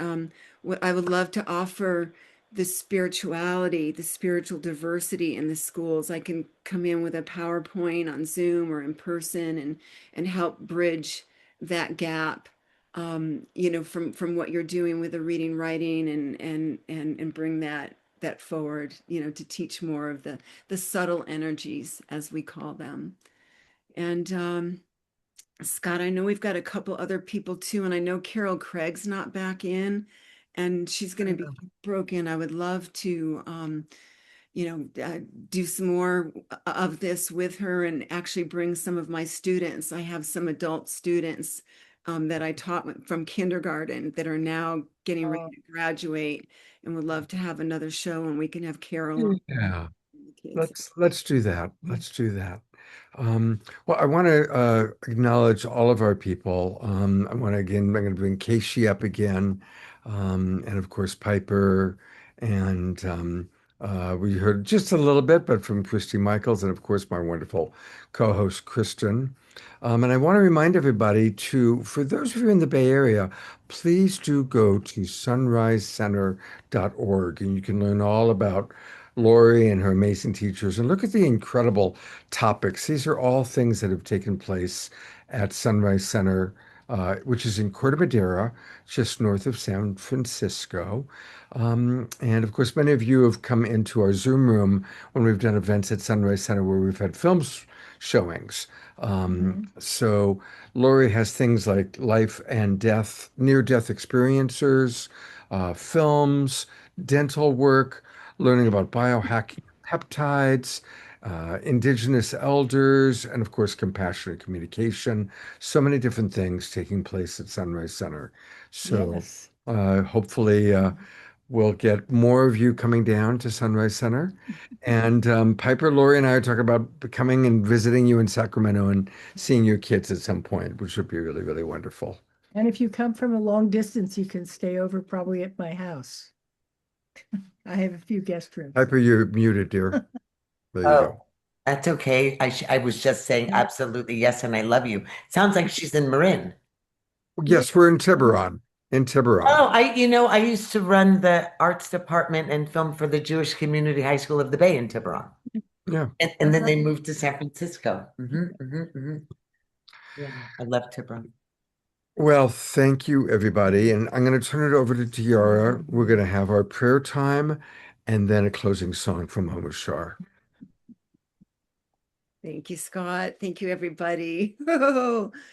We're going to absolutely do prayers for the children in the schools. I first want to send out love to those in our Zoom room, on camera and off camera. Many people are experiencing health challenges right now, challenges in the physical, the mental, emotional, and the spiritual arenas. We're in such an incredible upgrade, and as you know, Scott once said, it's difficult as light beings to move through this dense world. And so as we're doing that, as we're parting the waters, parting that energy, just sending love out to those members in our Global Peace Tribe, Scotty, Trisha, Eleanor Joy, just fill in the blank with your own name and the names of those you love. And I'm going to move now into a prayer for our beloved children, calling in the magic of Kristin's anthem for children. This is your planet. This is your home. We are your guardians. We are your defenders. We are your protectors. We are your light. We see you. We see your soul. We hold you while you learn to soar. We pick you up when you fall down. We prop you up when you feel you cannot stand. We love you. We hear you. We see you. We're sending this out throughout all the schools, all the buildings, sending this love deep into the ground so it moves through the entire planet. So the schools, the energy comes in through the floorboards. Those classrooms get filled with love and light. And we know this works. We know this works. And while we're doing that, we're calling in more angels, more guardians of the children. We're asking those children yet to be born to send their love and light down, paving that way. I'm seeing a golden, sparkly diamond path being paved for the children coming in. And we bless all the parents who are still struggling with their own inner child, their own navigation as a parent in this linear world when they're not linear beings either. Bless the parents, bless the teachers, bless all the administrators. And I always say, do you add to your ministry? We bless you. We bless you for doing this hard work.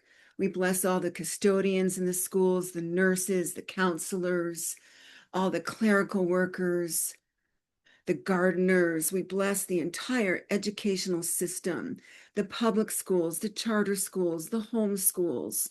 We bless you. We see you. All those who are unschooled, who don't have access to any education, we know you're there. We see you. We feel you. And we love you. We defend you. And so it is.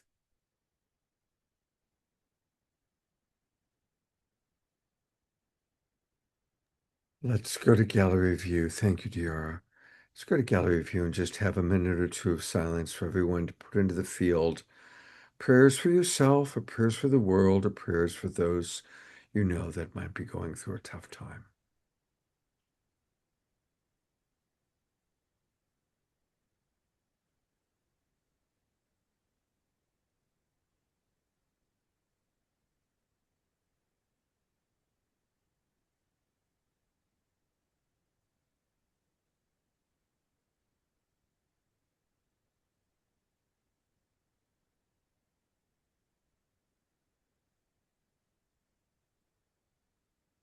Maximum grace for all beings. Maximum grace for all those in our Zoom room and watching the show, whether it's watching the recording or in the Zoom room or on Facebook or YouTube. Maximum grace for all the children. And maximum grace for our educators, for our teachers, for those that we've learned from. Thank you. Thank you. Thank you.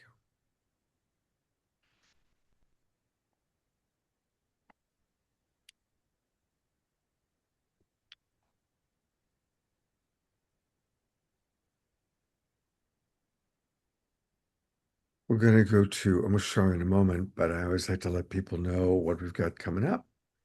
And we've got some really, really fun shows happening that are going to be taking place. So let me tell you about those.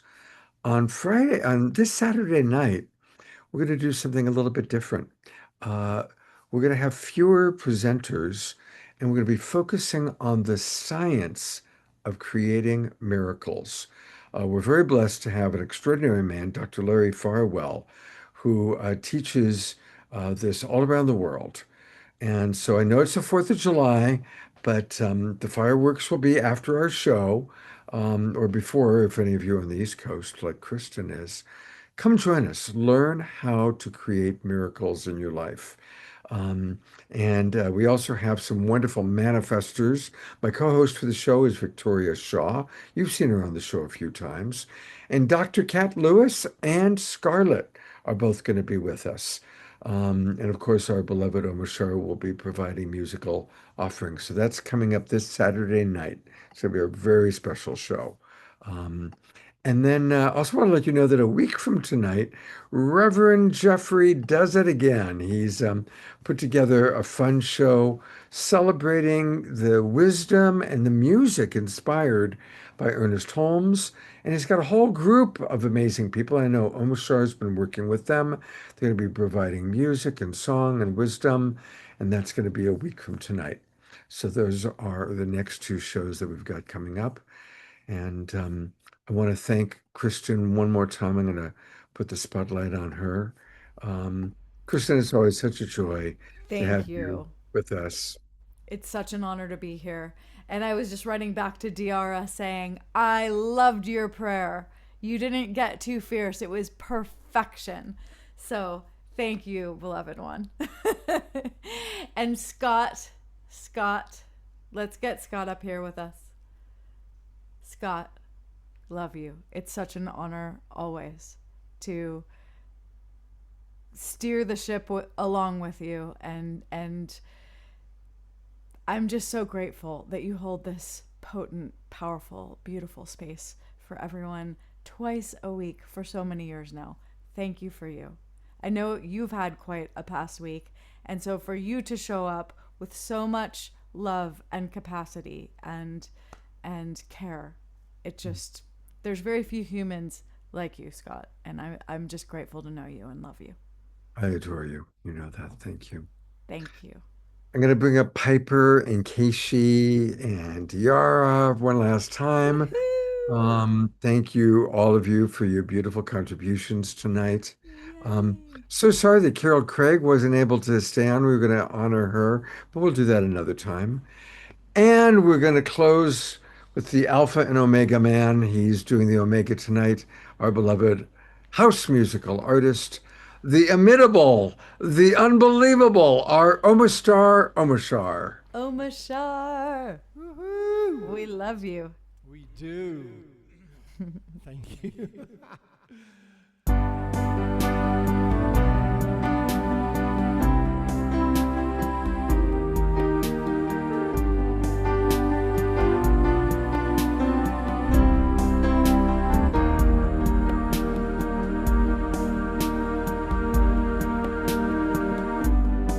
Just when you think that all is lost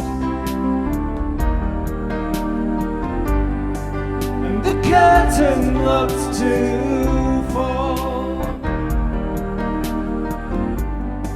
perhaps it's just the song of hope that calls, and you trust it like they exposed.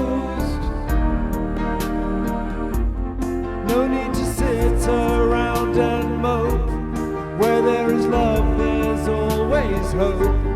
Trust in your life and you will see that you reflect as me.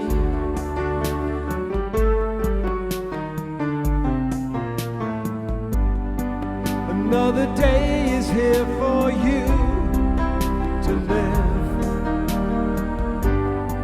and I'll walk it through with you. There is no doubt your heart is pure and true, so I came to remind you. No need to sit around and mope. Where there is love, there's always hope.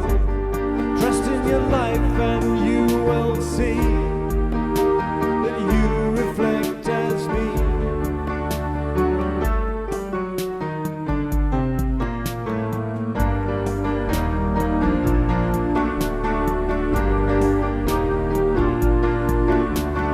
I am in all that you will see. Have trust in your life and trust in me. Dust yourself down and I'll lift you up. I will fill your loving cup.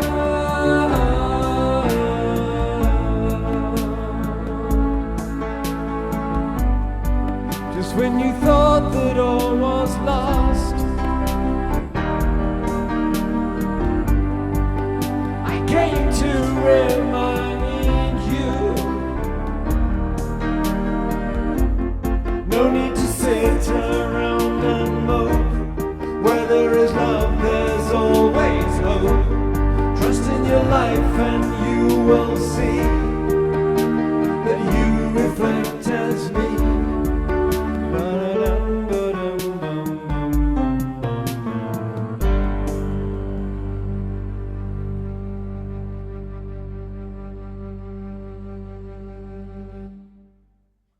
I had to go to gallery view because everybody was dancing and moving. Thank you so much, Omashar. Thank you, everyone who donated to Piper today. Um, and some are big gifts like Lori's 600. And one person donated $8, and I think that's awesome because just taking the time to donate even a little bit makes a difference. So thank you, everybody. And, please share this with others. Maybe share the recording with people. Certainly share the GoFundMe. Let's continue to raise money so that Piper can help these kids grow a garden and continue to do the great work that she's doing. And a reminder, she's volunteering her time. Every day she's going to this, it's not even a school, this facility, this space where she's supporting these kids to be off the streets, to not be, getting involved in all the funky gang stuff, but instead making art. So thank you for supporting Piper, and thank you, Piper, for being such a great inspiration to us. Much love to each and every one of you. What a wonderful way to start our new summer season. And let's all come back together on Saturday night and learn the science of creating miracles, because we all want to continue to create miracles in our life. Take care, everybody. Thank you, Omashar, who makes all things happen, and beloved Kristin, Kaeshi. Good night, everybody. Have a good evening. Love and blessings.